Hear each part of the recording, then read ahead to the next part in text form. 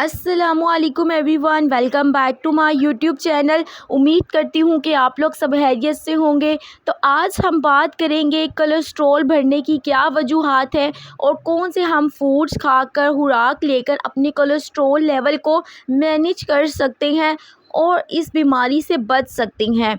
Always remember that prevention is better than cure. So हमारे अपनी life के अंदर कुछ चेंजेस करनी चाहिए, कुछ मॉडिफिकेशन करनी चाहिए, जिनको फॉलो करते हुए हम बहुत सी बीमारियों से बच सकते हैं। कोलेस्ट्रॉल बढ़ने की बहुत सी वजूहात हो सकती हैं। वो लोग जो बहुत ज़्यादा ऑयल वाली चीज़ों का इस्तेमाल करते हैं, तली हुई चीज़ों का इस्तेमाल करते हैं, सैचुरेटेड ऑयल्स का यूज़ करते हैं। इसके अलावा सेडेंट्री लाइफस्टाइल है, ओबीस है, या फिर फैमिली हिस्ट्री या और भी बहुत सी रीज़न्स हो सकती हैं। हमारी बॉडी में दो तरह का कोलेस्ट्रॉल होता है, एक होता है एचडीएल, एक होता है एलडीएल। एलडीएल जो है ये बैड कोलेस्ट्रॉल होता है। अगर ये हमारी नालियों में जमना शुरू हो जाए, कोलेस्ट्रॉल लेवल हाई हो जाता है और ब्लड को प्रॉपरली नालियों में से, ब्लड वेसल्स में से गुजरते हुए दुश्वारी का सामना करना पड़ता है। उसकी वजह से पेशेंट का बीपी भी हाई हो जाता है। तो हमें ऐसी खुराक लेनी चाहिए जो हमारे कोलेस्ट्रॉल को मैनेज करे, हमारे कोलेस्ट्रॉल लेवल को नॉर्मल रखे। तो नाश्ते में बात करें तो आप ओट मिल्क, जिसे दलिया कहते हैं, उसका इस्तेमाल कर सकते हैं। ये हमारे एलडीएल बैड कोलेस्ट्रॉल का दुश्मन है। ये बॉडी में से इसको कम करता है। जौ का आटा जो है कोलेस्ट्रॉल को मैनेज रखने में बहुत ज़्यादा हेल्पफुल है। इसके अलावा आपको बीन्स, जो फलियां हैं, मटर, लोबिया, दालें, इनका इस्तेमाल करना चाहिए। इसके अंदर जो है सोलुबल फाइबर प्रेजेंट होता है, जो कि कुदरती तौर पर आपके कोलेस्ट्रॉल को कम रखता है और मैदा जो है भरा भरा रहता है। सब्जियों में बात की जाए तो बैंगन, भिंडी, ये हमारे कोलेस्ट्रॉल को कम करती हैं और साथ ही साथ आपके वज़न को भी कम करते हैं।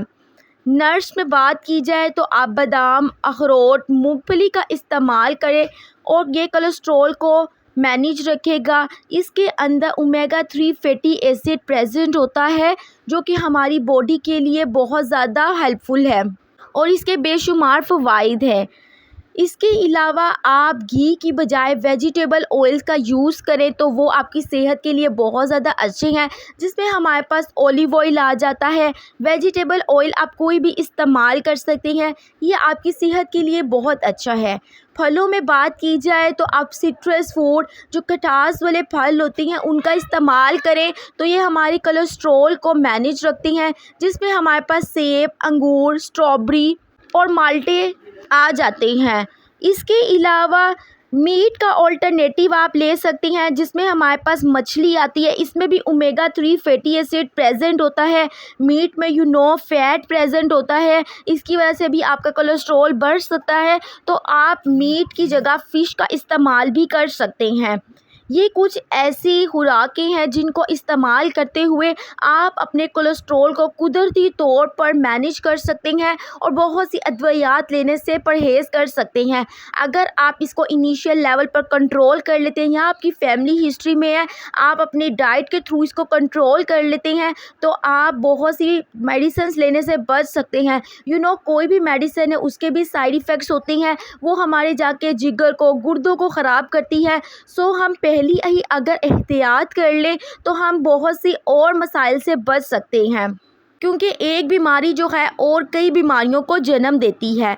इसके अलावा कुछ लोग बात करते हैं कि हम इतनी ज़्यादा महंगी खुराक नहीं खरीद सकते, तो आप इस बगोल का छिलका भी ले सकते हैं। इसके भी बेशुमार फ़वाइद है। इसके अंदर सोलुबल फाइबर प्रेजेंट होता है। अगर आप दिन में 2 चम्मच इस बगोल के छिलके के ले लेते हैं पानी में हल करके, तो आपका कोलेस्ट्रॉल जो है वो मैनेज हो जाएगा।